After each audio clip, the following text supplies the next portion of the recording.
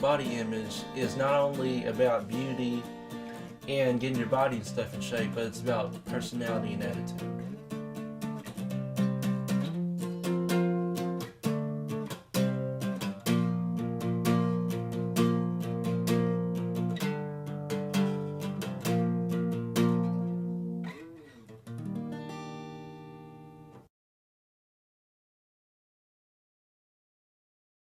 Growing up, I have always had certain issues and not always had a very healthy body image because, not necessarily when I was younger because of what I seen on TV or what I read in magazines or anything like that.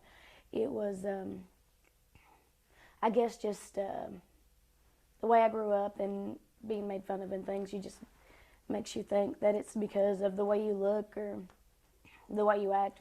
There are studies that date back several decades that show that there is a correlation between how we perceive ourselves and our overall well-being.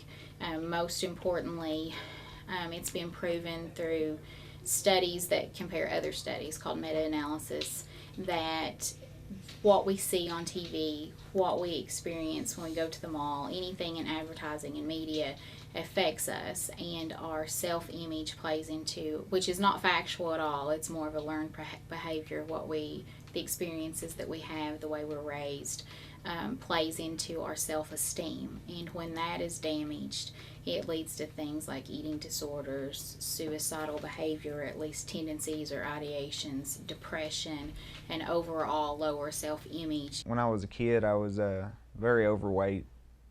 I was like 5'5", like 230 pounds, so I was pretty chunky. And just turn on the TV, see a fitness model or something on the TV, any guy in a movie. I mean, it's kind of an eye-opener. Even though that I'm thin and I have like a very high metabolism, a lot of people make fun of me over it, saying that I starve myself and that I don't eat too much. And so it makes me want to like try to gain some weight, but I can't because my body it doesn't. So a lot of people do make fun of me over it, and it really bothers me. At times I actually was picked on, I'm not going to lie, that I've learned to overcome all that stuff. There were times that people was laughed at, so I took offense to that, and I was like, man, you don't have to laugh at that person because of the way they look and stuff. Now they're starting to emphasize plus-size models and things like that, and all the different races and different ages and things like that. But ultimately, I do think that media portrays the perfect woman to be skinny. They don't necessarily have to be tan. They're all different races. A lot of them are actually very pale.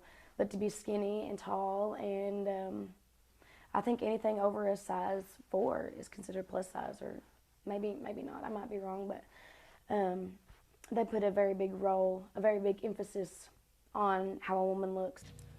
And it does have a big effect on the younger generation.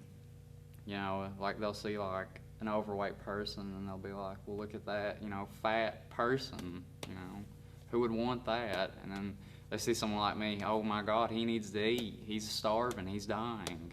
I mean, every day, like I'd walk by someone and mostly be the jockey prep guys, and then they would just automatically like, hey, come here, boy. And I'd be like, what's going on? And then like I'd walk over there and like, oh, look at how skinny he is, and give me a dip backer, bub. And yeah. The way it is now, it just encourages kids to strive for that perfection, but not in a healthy way. Like supermodels are like size 0. Fitness models are all on steroids. I mean, it's just one extreme to another, and I don't think it has to be that way. I doubted myself at times, where I wasn't as built up as some of the people in the world and stuff.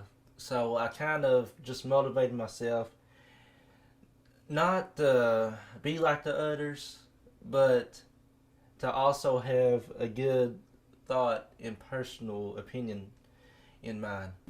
Being a human, being a female, and then dealing with population through my practice and through interaction just with friends and my children's friends, it's very, very common. It's very common in both males and females of all ages. Most notably around the preteen years, early teenage years, and that seems to be when most of us are forming our own identity. We're learning to be more independent without our parents, without our teachers. We're learning to make decisions and some responsibility, and yet that seems to be when we're most bombarded with images around us and the idea and the perception of a perfect person. I'm not happy with the way pregnancy has affected my body, but I wouldn't give back my kids for it. I mean, they were worth it. If I could have a perfect body and then give up my kids, I wouldn't do it. I'm sure that when they grow up, they'll say, Mom, why don't I look like this person? Or Mom, my friends look different than I do. Mom, my friends are prettier than me, or my friends, look better than me, or they're more popular than me.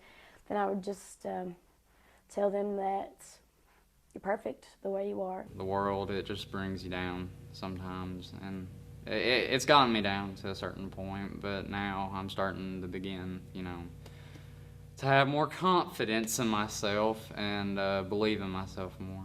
Whether we're tall or short, tan or pale, freckled or cross-eyed or whatever, I mean, it's just God made you. He loves you no matter what, as any parent loves their child, and He thinks you're perfect, and you were born for a reason, and what everybody else thinks of you and what's cool today, it's not going to matter. Even though it's important in this world, we should just really just not worry about it and not live for today, just live for eternity. Everyone deserves better than what they have, and people can relate to being in better shape because, it's just one of those things everyone wants to have, good health, good fitness. Not everybody is going to like you for who you are and for your body image and stuff. So really, what motivates me is keeping God with me and always keeping goals in my life. Whatever goals you have set forth in your insecurities and your personal problems or whatever you're going through, just remember that you can achieve anything you want to. Regardless of what people say, just do what you want to and live how you want to live, and just, don't care, because you'll be happier that way. I would encourage young people in any age to look on the internet and read up on their healthy body weight, on healthy lifestyle changes, on ways that they can be healthier both mentally, physically. And I would also encourage them when they get really down to look up Photoshopped and the original pictures, and it's quite interesting what you can find. When I get frustrated, that's what I think. Someone is home cooking their dinner, nobody's cleaning their house, they're not at work all day long, somebody's telling them what kind of exercise to do to spot that, and they're making them the perfect food that tastes good without this, and then I think, they're not enjoying the basketball games and get to see my kids drink milkshakes or eat an ice cream cone afterwards. And you have to be satisfied with yourself. You have to love yourself. And again, I just encourage people to look for the ways and to look for the good things about themselves. Even if you have to sit down and make a list, think of all the good things. And then when you need a reminder, look online and realize that things are not always what they appear by the eye.